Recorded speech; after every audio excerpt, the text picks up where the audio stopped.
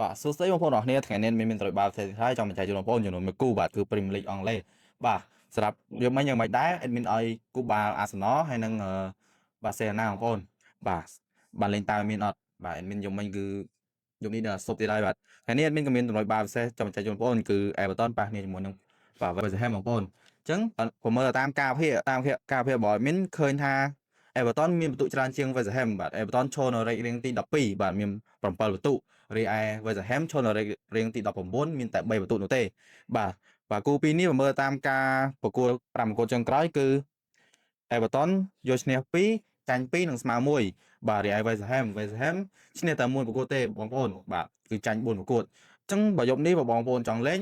ខ្ញុំសូមណែនាំបងប្អូនលេងទៅខាង Everton បាទឬមួយវាយ over 3គ្រាប់បាទ admin ទេថាគូនេះអាចនឹងស៊ីគ្នា2-1អញ្ចឹងបងប្អូនមានចំណាប់អារម្មណ៍ចង់ចូលក្រុមបំបាបងប្អូនក៏ចុចលេងនៅក្រោម profile TikTok នៅក្នុង bio បាទ link admin ដាក់ក្រោម profile ហ្នឹងឯងបងប្អូនអាចចូលរួមលេងដល់សេរីសម្រាប់បងប្អូនចង់តាមដានធីបបាល់ថ្មីហើយនឹងឆ្លាញ់ការវិនិយោគ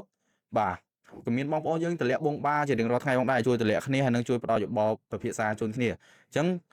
admin មានតែប៉ុណ្្នេះទេបាទនេះគ្រាន់តែជាគូបាល់ប្រកបសតរបស់ admin ទេបងប្អូនមានសិទ្ធិយកទៅកែច្នៃឬមួយធ្វើតាមការគិតរបស់បងប្អូនបាទសូមអរគុណជួបគ្នានៅវីដេអូក្រោយបងប្អូនសំណាងល្អកុំភ្លេចជួយ follow មានម្នាក់មួយផងដើម្បីជាកម្លាំងចិត្តឲ្យមានធ្វើវីដេអូបន្តបាទ